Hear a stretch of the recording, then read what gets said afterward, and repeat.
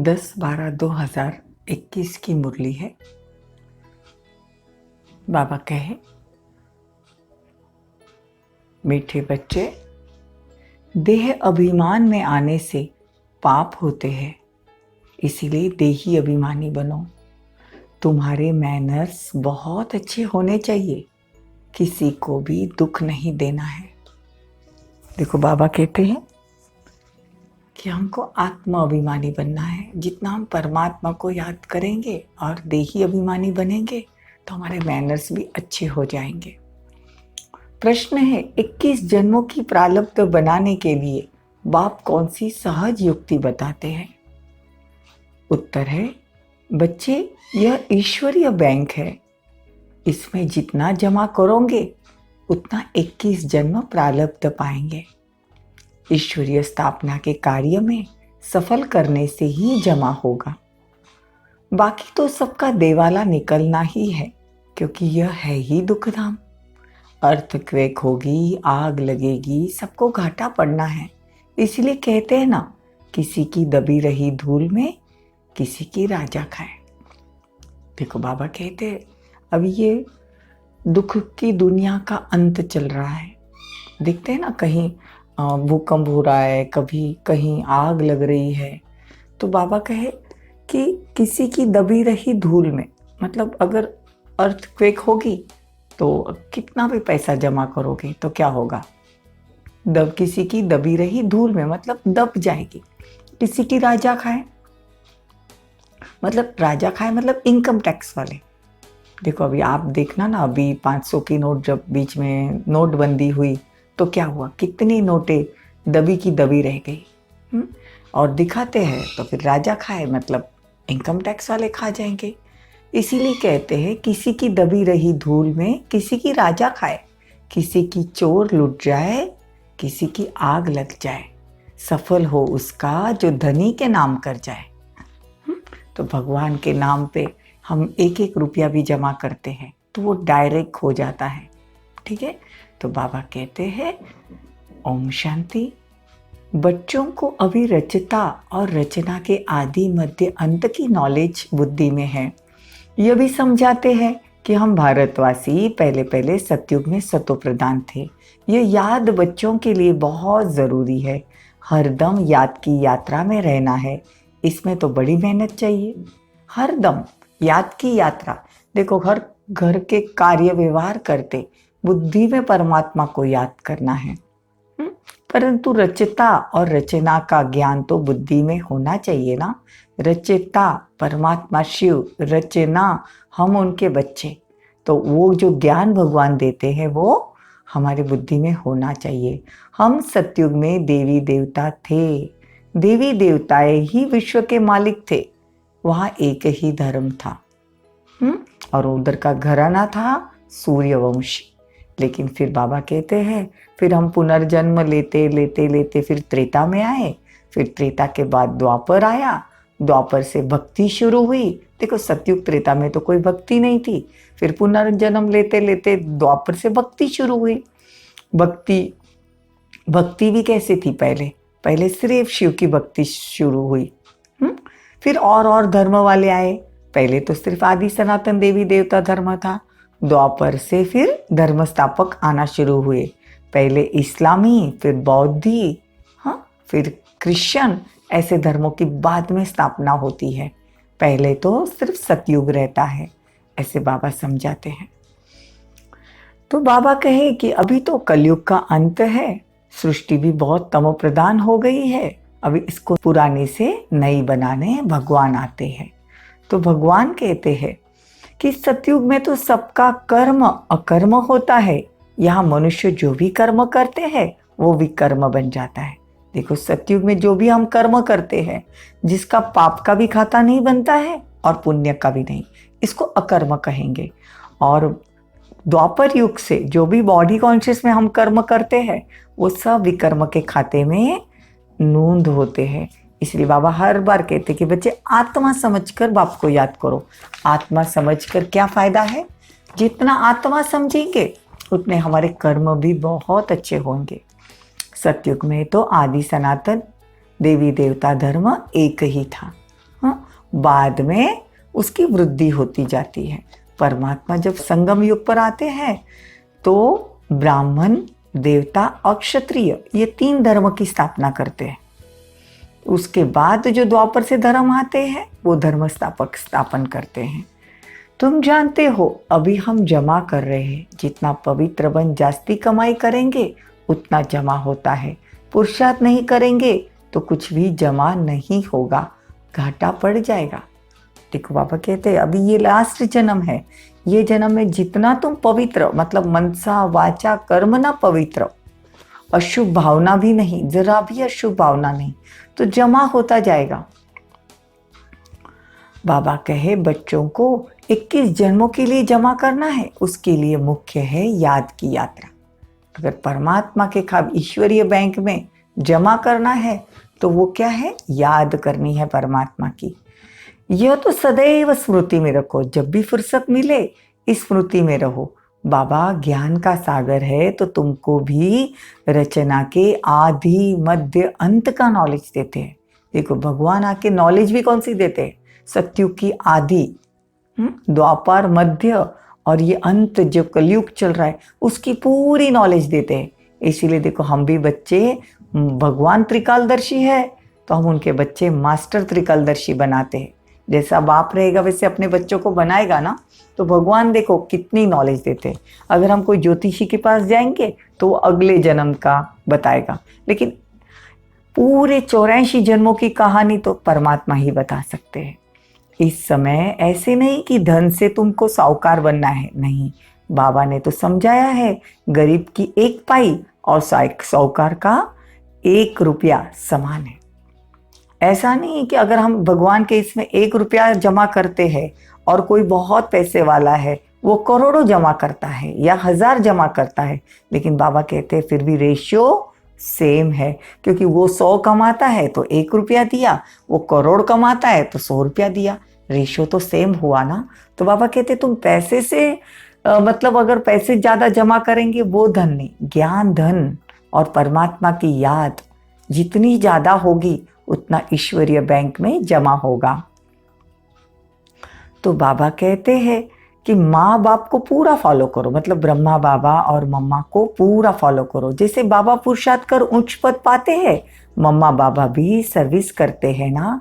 तुम्हारी यह है रूहानी सेवा, घर घर में संदेश पहुंचाओ। जो कोई ऐसा कह न सके कि हमको तो बाप के आने का संदेश ही नहीं मिला। देखो इसीलिए तो हम ये मुरली के पॉइंट्स लेके व्हाट्सएप पे, यूट्यूब पे डालते हैं कि काश कोई ये मुरली ओपन करे और उसको ये पॉइंट टच हो जाए, कि उसको भी पता चले कि भगवान इस धरा पर आए हुए हैं और वो आके 7 डेज का कोर्स करे और अपनी राज्य भाग्य राजाई ले। देखो तो भगवान कहते हैं इसीलिए घर घर में पैगाम पहुंचाओ। देखो पहले तो जा जा के पहुंचाना पड़ता था, अभी तो व्हाट्सएप है, यूट्यूब है, उस माध्यम से भी हम भगवान का संदेश पहुंचा सकते हैं। भगवान को फिर उलझना नहीं देना, इसीलिए सबको मालूम पड़ना चाहिए और टाइम भी थोड़ा है। इसीलिए भगवान कहते हैं कि बच्चे जितना हो सके मेरा परिचय दो और सब दुनिया को, आत्माओं को बताओ कि भगवान इस धरा पर आ चुके हैं। खुद गॉड फादर सबको लिबरेट करते हैं और सबसे बुद्धि योग तोड़ मुझे एक बाप से लगाओ तो तुम पावन बन जाएंगे, मुक्ति धाम में चलेंगे। ये अच्छी रीति समझना पड़े। यह तुम्हारी ईश्वरीय मिशन है। सेंटर्स तो खुलते जाते हैं, आबू थोड़े ही सतयुग में होगा, दरकार ही नहीं। यह मंदिर आदि सब भक्ति मार्ग में बनेंगे। देखो सतयुग जो है ना, सतयुग की जो राजधानी स्थापन होती है वो दिल्ली में यमुना के कंठे पे वहाँ पे शुरू होगी, तो पहला राज्य वहीं से शुरू होगा। तो बाबा कहते हैं सेंटर्स तो बहुत खुलेंगे लेकिन मंदिर ये सब द्वापर से आएंगे। वहाँ सदैव बाहरी मौसम रहेगा। कहाँ? सतयुग में। आज गर्मी कल ठंडी, सब में दुख है। स्वर्ग में तो दुख का नाम निशान नहीं। तुम ऐसी जगह चलते हो, यह तो बुद्धि में है कि हमको ये शरीर छोड़ना है, बाबा के पास जाना है। अब हम बाबा द्वारा राजयोग सीख रहे हैं। 5000 वर्ष पहले भी सीखा था। ये देखो, ये बना बनाया ड्रामा है 5000 साल का। जैसे महीने रहते, जनवरी, फरवरी, मार्च, अप्रैल, एक के बाद एक आता है ना। जैसे सोमवार, मंगलवार, बुधवार, उसका भी चक्र फिक्स है। जैसे ठंडी, गर्मी, इसका भी चक्र फिक्स है। वैसे 5000 साल का भी चक्र फिक्स है। हूबहू रिपीट होता है, हूबहू। जब अभी आप मुरली सुन रहे हो, 5000 साल के बाद सेम ऐसे ही व्हाट्सएप पे मुरली सुनेंगे। तो बाबा कहते ये जो ड्रामा है वो बना बनाया ड्रामा है। ये भारत की ही कहानी है कि सतो प्रधान से तमो प्रधान कैसे बनते हैं। फिर जब विनाश का समय होता है तो सब विनाश काले विपरीत बुद्धि हो जाते हैं। इसलिए बाबा कहते हैं तुम्हारा ये जो ज्ञान है वो गुप्त है।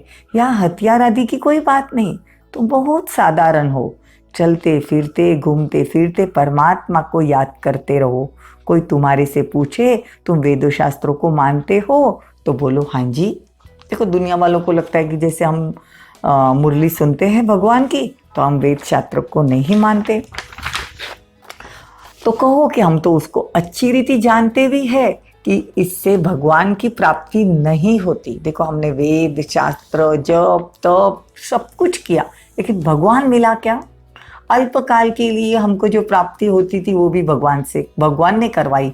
लेकिन भगवान जब खुद धरती पर आता है तो कहते हैं तुम सिर्फ मुझे याद करो, उससे ही तुम्हारे विकर्म विनाश होंगे। और शिव तो निराकारी है। हाँ, वो कोई अभोक्ता है, मतलब उनको हम उन पे ही ज़्यादा दूध चढ़ाते हैं। भगवान तो अभोक्ता है। तो भगवान कहते हैं मैं तो निराकार शिव हूँ, मैं तो ब्रह्मा के तन का आधार लेके तुमको ये ज्ञान सुनाता हूँ। लेकिन कोई कोटों में कोई है जो ये मुश्किल समझते हैं। प्रजा तो ढेर बनेगी, तुम बच्चे इस ज्ञान का सिमरन करते करते रहो तो बहुत खुशी होगी। ये दुनिया है ही दुखधाम, घाटा पड़ता है, दिवाला निकलेगा, अर्थक्वेक होगा, सबके पैसे खत्म हो जाएंगे। तब कहते हैं किसकी दबी रही धूल में किसी की राजा खाए, किसी की चोर लुट जाए, सफल हो उसका जो धनी के नाम कर जाए। जो ईश्वरीय स्थापना में कार्य में मददगार बनते हैं उनका जमा ईश्वरीय बैंक में होता है। जो जितना डालेगा उतना जमा होगा। ये सब करने के साथ साथ बाबा कहते हैं मैनर्स भी अच्छे चाहिए। किसी को दुख नहीं देना चाहिए, नहीं तो नाम बदनाम कर देंगे। कोई को क्रोध नहीं आना चाहिए, दे अभिमान में आने से पाप होते रहते हैं। लेकिन बाबा कहते हैं सच्चे दिल से अगर हम बाबा को बताते हैं तो आधा माफ हो जाता है। इसीलिए कहते हैं सच्ची दिल पर साहेब राजी।